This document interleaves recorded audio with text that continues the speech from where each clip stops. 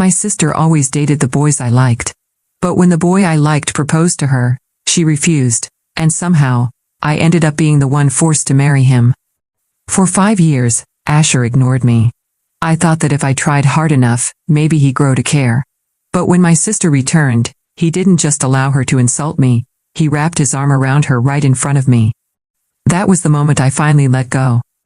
I signed the divorce papers and moved out. When he came home and found them, he was furious. And the next thing I knew, he had tracked down my new address. I stared at the man standing in my doorway. Asher Allard, my husband, technically.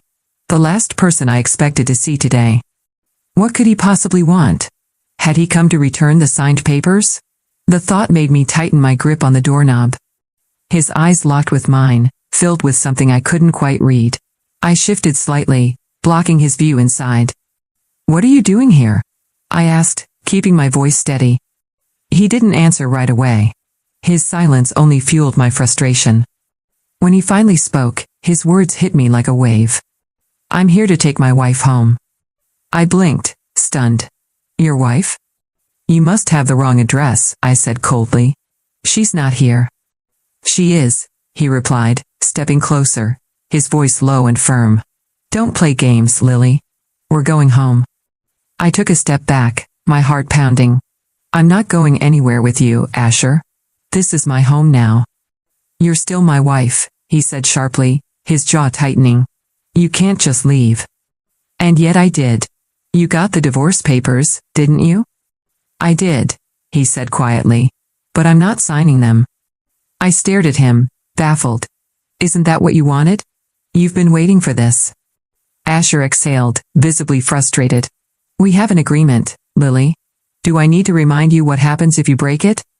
I stood straighter. "The agreement says either Charlotte or I had to stay with you. She's back, so I'm no longer needed."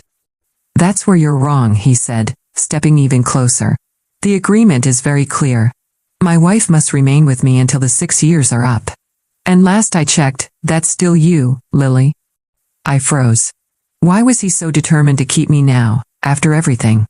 Was it just pride? "The contract ends in a year," I said, voice trembling. "Can't you just let me go? I've already given you 5 years. But Asher shook his head, unmoved. "You have until 7:30 tonight to return. Otherwise, I'll terminate the agreement with your father. You know what that means." Tears stung my eyes. That was a low blow, even for him. "You don't mean that," I whispered, though I knew he did. When he left, I was left with a crushing decision: my freedom, or the family I had spent years protecting. In the end, I chose 1 more year. I returned to Asher's house an hour later than he demanded, dragging my suitcases behind me. The staff greeted me politely, but I could feel their relief. Not joy. Relief that their jobs were safe. As I stepped into the cold, silent house, I felt nothing. The emptiness matched the state of our marriage. I had once dreamed of turning this house into a home. That dream was gone. "Is dinner ready?" I asked Marie, one of the housekeepers. "Yes, ma'am," she replied with a soft smile. "Good. I'll eat now." I wasn't going to wait for Asher anymore. Meanwhile, in his office, Asher sat distracted as Charlotte spoke. "Asher, are you even listening to me?" she snapped. "I'm sorry. What were you saying?" His irritation was clear. She pouted and kept talking, but his thoughts drifted. How had he not seen the difference before? Charlotte's perfume was overpowering. Her words rehearsed. Her touch calculated. I had been real. "Asher, let's stay at a hotel tonight," she said, her voice sultry. "You don't want to go back to that cold house and deal with her, do you?" Her words snapped him back. "I'd appreciate it if you didn't insult my wife," he said firmly. Charlotte's eyes widened. Her smile vanished. "Your wife?" she repeated, sharp and stunned. "Since when do you call that in front of me?"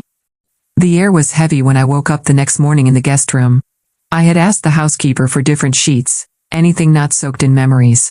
The room smelled of lavender and fresh linen, not like the master bedroom where Asher and I had spent 5 cold years pretending we were strangers under the same roof. At breakfast, the silence was worse than any shouting match. I sat at the long dining table, eating toast with marmalade and eggs cooked exactly how I used to like them. Marie stood nearby, occasionally glancing nervously toward the hallway, waiting for a storm that never came. Asher did not show up for breakfast. Good. I needed space. Space to think, to breathe, to remember that this arrangement was temporary. Just 1 year. 365 days. I had survived 5 times that. I could survive this. Still, as I wandered through the house later, something felt different. My photo was back in the hallway, the one from our wedding. I paused in front of it, studying the version of myself smiling next to a man who barely acknowledged my existence. I looked so hopeful in that picture. So naive. That night, I heard his car pull into the driveway. I debated going upstairs, locking the door, and pretending I was asleep. But I stayed seated in the living room, wrapped in a blanket, reading a book I wasn't really reading. Asher walked in without a word. He looked tired, his tie loose, his jaw clenched. "You're still awake," he said. I didn't answer. I flipped the page even though I hadn't finished reading the last one. "Did you eat?" "Yes," I replied flatly. He hovered a moment, as if unsure what to do next. Finally, he walked toward the kitchen. Moments later, I heard the sound of a cabinet closing, water running, and then silence again. When he returned, he did something unexpected. He sat on the armchair across from me. "You really weren't going to come back," he said quietly. "I didn't plan to," I admitted, setting the book down. "You made it clear how little I meant to you. You don't know everything." "I know enough," I shot back. "You let her insult me in my own home. You wrapped your arm around her like I didn't even exist. And you expect me to believe there's more to it?" He rubbed his temples like my words physically pained him. "It wasn't supposed to be like this," he muttered. "What was it supposed to be, Asher? You get to marry the sister you wanted after using me for 6 years? Or was I just convenient enough to keep your deal with my father intact?" His eyes met mine. "It was supposed to be temporary. You were never supposed to stay." I laughed bitterly. Believe me, I didn't want to stay. But I made a choice. For my family. For my father's company. And now? You won't even let me leave. I didn't expect you to leave without saying anything. "You never asked me to stay," I whispered.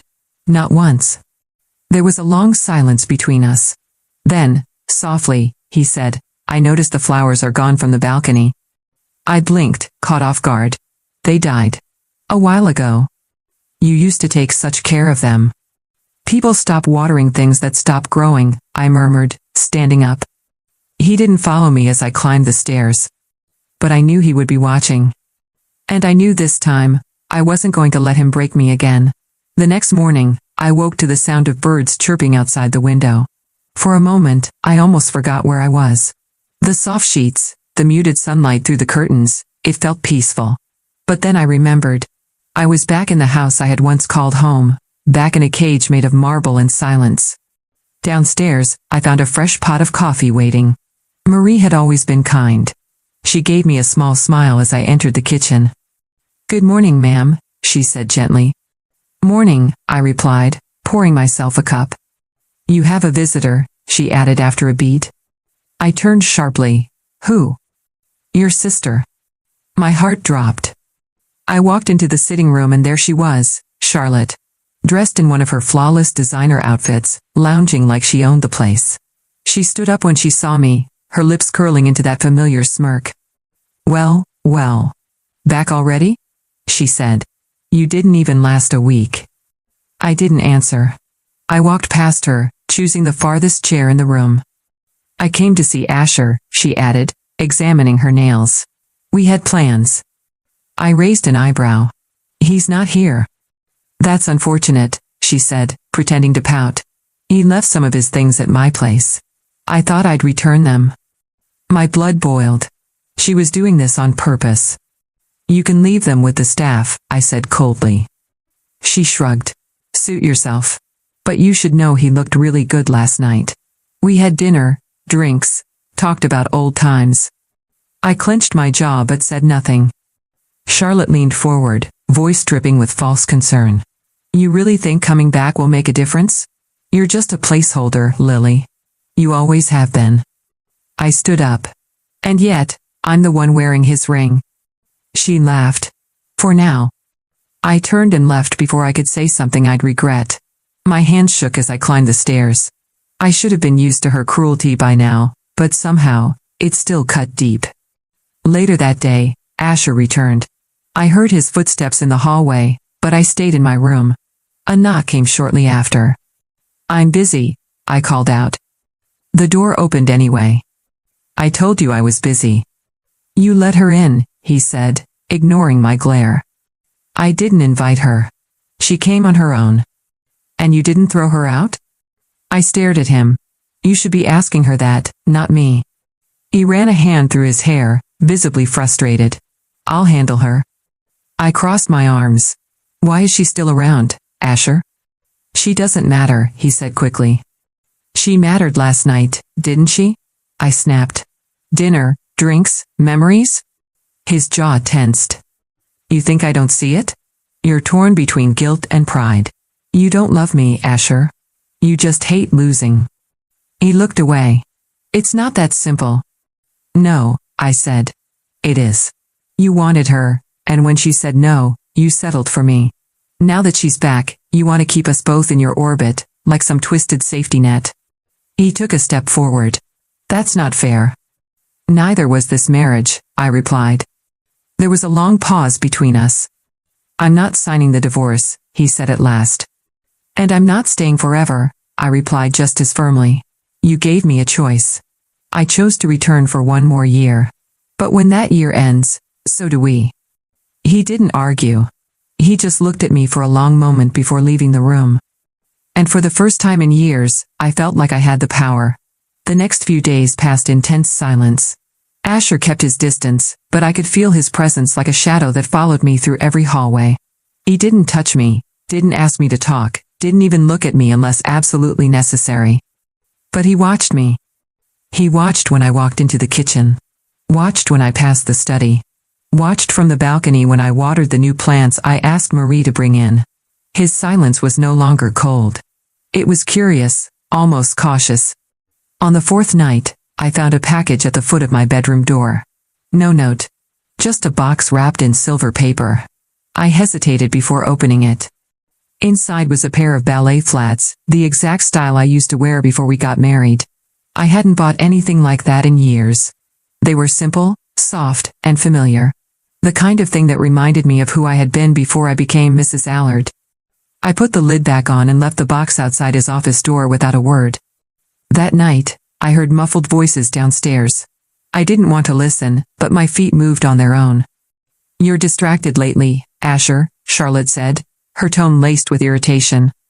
"I'm working," he replied. "Working? You're babysitting her. That's what you're doing." "I'm fulfilling my agreement." "You didn't care about that before. Now suddenly you're playing house with her again?" There was a pause, and then I heard her voice soften. "Do you still love me?"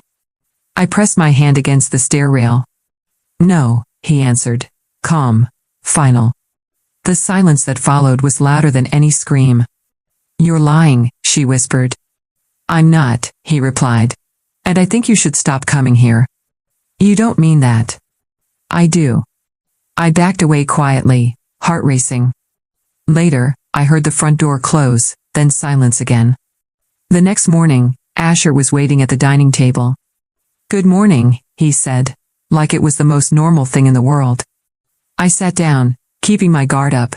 "Morning." He poured me coffee. No comment, no explanation, just coffee.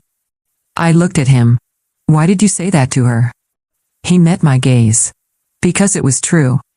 I frowned. "Since when?" He sighed. "I don't know. Maybe it happened slowly. Or maybe I just never saw things clearly." "And now?" He hesitated. "Now I see you." I blinked, caught off guard by his words. "You don't have to say anything," he cut in gently. "I know I've done more damage than I can fix. But I meant what I said.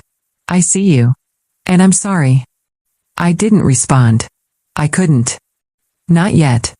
That afternoon, a letter arrived. It was from my father. The envelope was thick, the handwriting formal. I opened it with shaking hands. Inside was a single sheet of paper. "You are doing the right thing. One more year. Then freedom. Proud of you. For the first time in a long time, I cried. Not because I was broken, but because someone had finally seen how hard I was trying to hold myself together.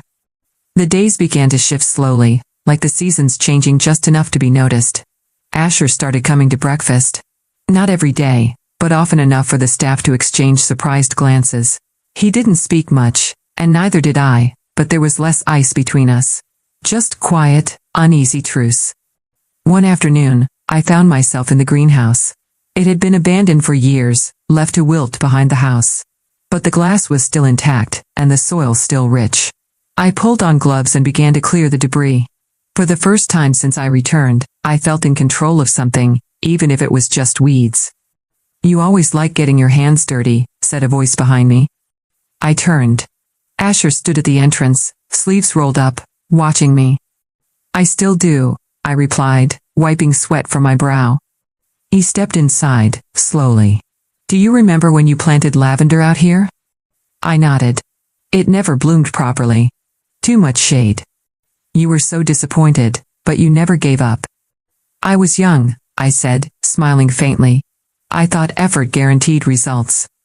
We stood in silence for a while before he asked, "May I help?" I blinked. You want to garden? He shrugged.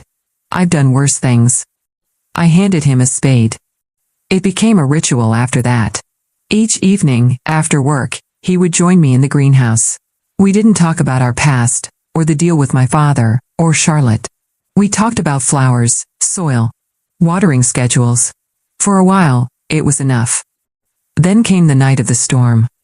Thunder shook the windows as rain lashed against the glass. I stood in the hallway watching it pour, arms crossed tightly around myself. I hated storms. They reminded me of nights spent alone in that cold master bedroom, waiting for a husband who never came home. Asher found me there. Are you all right? He asked, his voice gentle. I don't like storms, I said. He stood beside me. Close, but not touching. Come with me, he said quietly.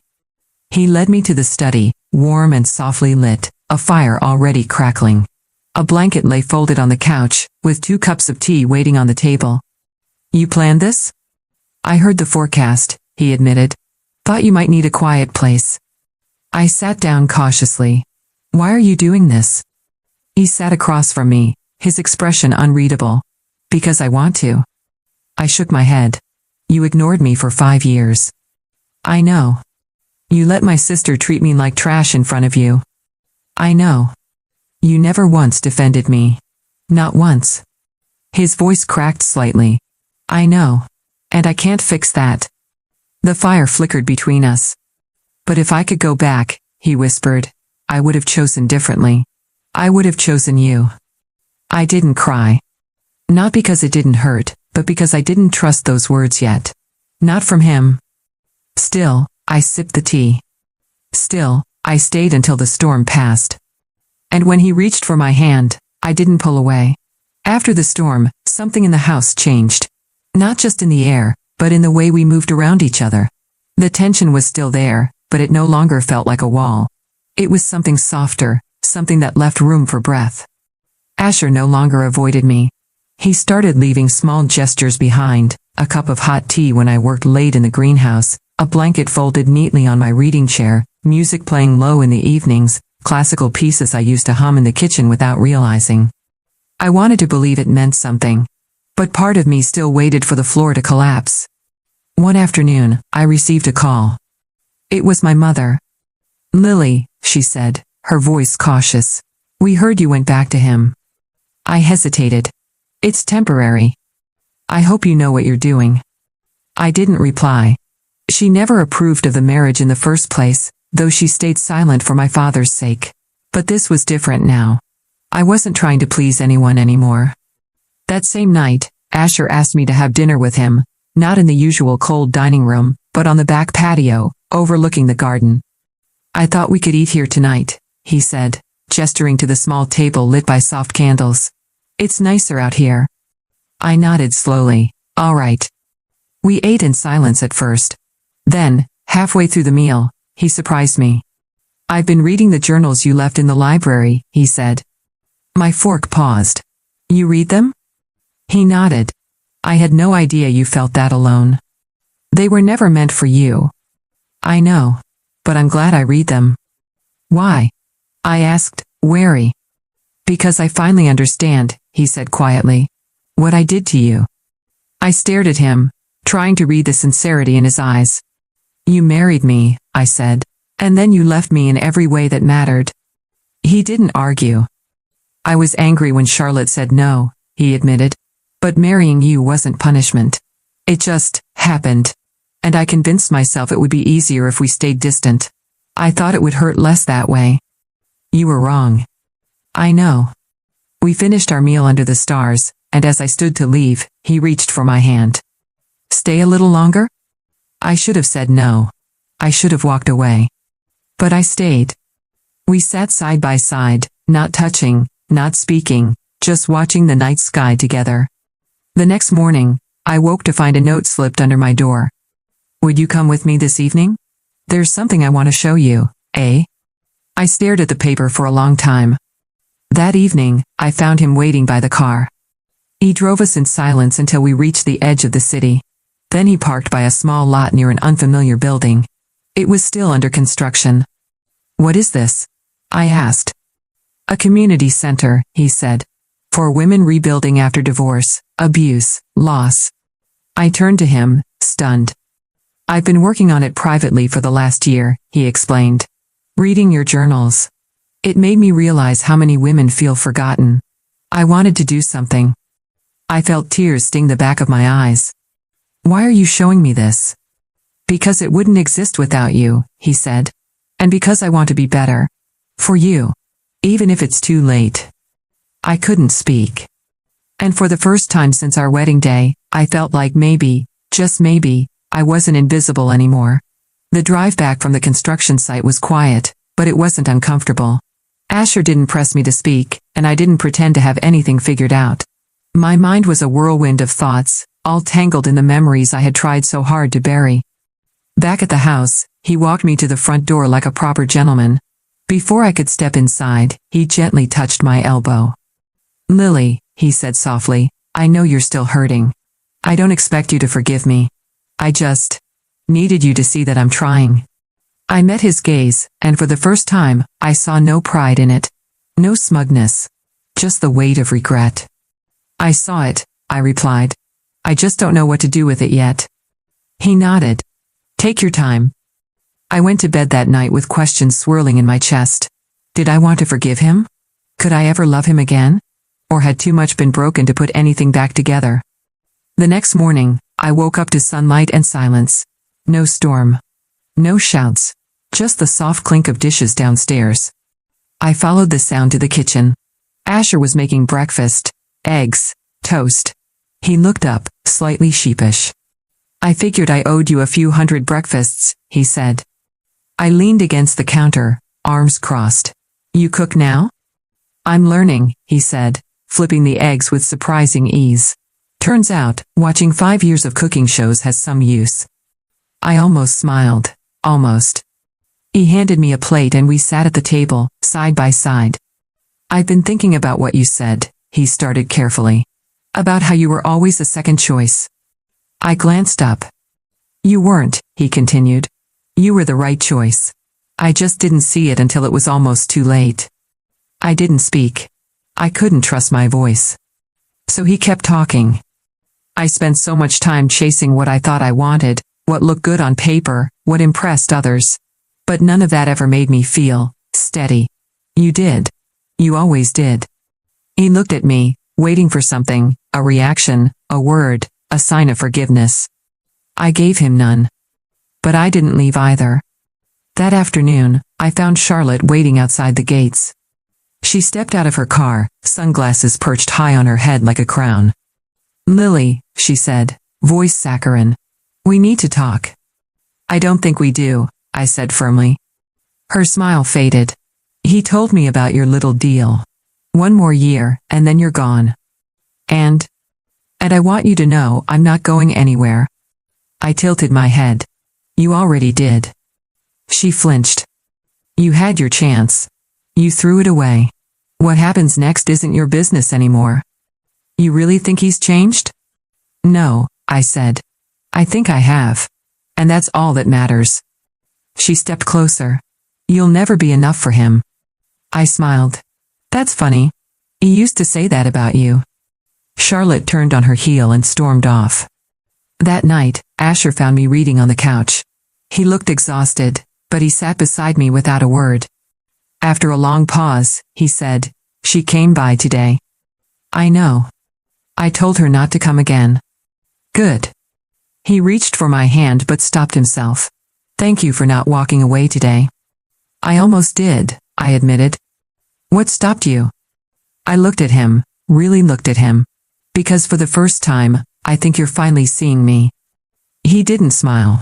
He just nodded. And that said more than any apology ever could. The following week passed with a strange sense of calm. There were no more unexpected visits, no raised voices, and no silent glares across the dinner table. It was almost peaceful. But it wasn't love. Not yet. Not again. I spent more time in the greenhouse. The lavender we planted together had begun to sprout, and Asher brought in a small wooden bench, placing it by the window. For you, he said simply. So you can read in here. I nodded, unsure how to respond to gestures that felt too kind for a man I once resented. That evening, we cooked dinner together. It was awkward, messy, and full of burned onions. But we laughed. And for the first time in 6 years, it didn't feel forced. After dinner, we sat on the patio. No candles. No speeches. Just silence and stars. I used to sit here alone, I said quietly, and wonder if you'd ever come home. He looked down, shame thick in his eyes. I'm sorry. I shrugged. You don't have to keep saying that. Yes, I do, he said. Because the guilt doesn't go away just because you're still here. I took a deep breath. Do you regret marrying me? No, he answered without hesitation. I regret how I treated you. But I don't regret you. I didn't expect the tear that slipped down my cheek. But he noticed. He always notices now. I didn't cry for years, I admitted. Not once during our marriage. He looked at me. Why? Because I thought if I did, I'd never stop. He said nothing. Just reached over and placed his hand gently over mine. Then cry now, he whispered. I'll be here. The next morning, I received another letter from my father. This time, it was shorter. One more season, Lily. Then it's your life again. Be proud of how far you've come. I folded the letter and placed it in my drawer. I didn't cry this time. But my chest ached in a different way, not from pain, but from a growing sense of strength. That night, Asher knocked on my door. I want to show you something, he said. I followed him into the office. He handed me a folder. Inside were the legal papers, the agreement he had made with my father. His signature was there at the bottom. I canceled it, he said. You're free, now, today. I looked up, stunned. But why? Because I don't want you to stay because of a contract. I want you to choose. My throat tightened. And if I walk away? I'll let you, he said. But I'll still wait for you. However long it takes. I didn't say anything. I couldn't. He stepped back. Take your time. For 3 days, I didn't speak to him. I needed space to think. To remember who I was before all of this. Before being someone's duty. Someone's second choice. On the 4th morning, I walked into the kitchen. Asher stood there, just like always, pouring coffee. I took the cup from his hand. I'm not staying because of a deal, I said. His breath caught. I'm staying because for the first time, I feel seen. He didn't smile. He just pulled me into his arms, holding me like he never had before. Not out of guilt. Not out of fear. But out of hope. Fall came slowly that year. The leaves around the estate turned shades of gold and rust, drifting from the trees in quiet waves. For the first time in years, I didn't dread the change in season. I welcomed it. Asher and I fell into a rhythm. Not lovers. Not strangers. Something in between. We ate together. Talked sometimes. Walked through the garden in the evenings. There was still pain between us, but we had stopped picking at it. We let it breathe. One evening, while I was reading in the greenhouse, Asher joined me and sat on the bench he had brought in weeks before. I got a call today, he said softly. From a law firm. I looked up, waiting. They've been helping finalize the permits for the community center. It's ready. We can open next month. My eyes widened. That soon? He nodded. I want you to cut the ribbon. I shook my head. It's your project. No, he said. It's ours. I just didn't know it at the time. I didn't answer. I simply stared out the window, where the wind stirred the branches. I've made a lot of mistakes, Lily, he continued. But building that place made me realize something. I don't just want to fix what I broke with you. I want to grow something new. Something better. If you'll let me. My heart ached in the strangest way, not out of sadness, but out of the terrifying possibility of something good. That night, I couldn't sleep. I walked the halls alone, barefoot on the cold wood floors. Every painting, every vase, every piece of furniture held memories. Some painful, some silent, but all mine now. I paused outside the master bedroom. For 5 years, that room had felt like a prison.